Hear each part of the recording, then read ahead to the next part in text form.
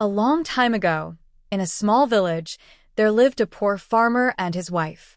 They worked hard every day in the fields, but life was not easy. They had no children, and their hearts were heavy with sadness. One stormy night, the farmer was walking near his land when he heard a baby crying.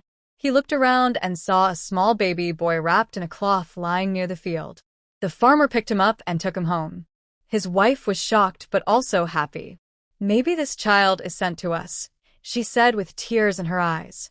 From that day, they raised the boy as their own son. The boy grew up the boy who worked in silence, strong and kind. He helped his parents in the fields plowing, planting, and carrying water. Unlike others who complained, he worked silently and with patience. Slowly, the crops in his field grew better than anyone else's. The grains were bigger and the harvest was always full. But the villagers did not feel happy for him. They grew jealous. Some said he must be using tricks. Others mocked him or broke his tools. Some even stepped on his crops when he was not looking. But the young man never fought back. He stayed calm, worked harder, and treated everyone with respect. Then one year, heavy rains, jealousy in the village came. The river overflowed, and all the crops were destroyed. Fields were empty, and people had nothing to eat. Children cried from hunger, and families sat hopeless. Only one man had food left. The young farmer had saved his grain carefully. He could have kept it for himself, but his heart did not allow it. So at night, while the village was asleep, he cooked food and quietly placed it at people's doors. In the morning, the villagers were surprised to see food waiting for them. They did not know who was helping them, but his kindness kept them alive. Even then, during the day, people still insulted the flood and secret kindness him. They never guessed it was his hands that fed them.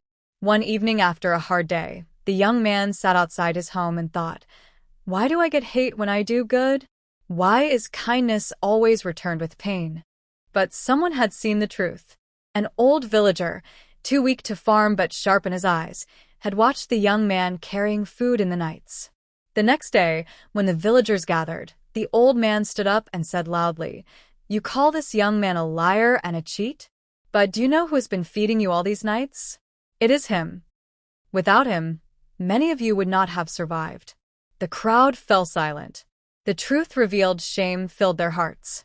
For the first time, they looked at the young farmer with guilt instead of jealousy.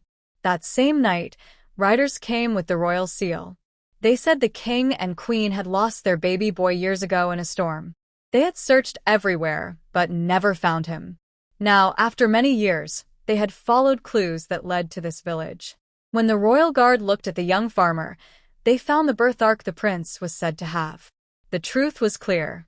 The king and queen arrived and ran to embrace him with tears in their eyes.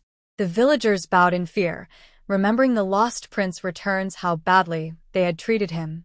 The king was angry and ordered soldiers to punish the villagers. But the young man knelt before his parents and said, "Father, mother, please do not harm them. If could forgive them when they hurt me, how can I punish them now? Let us forgive."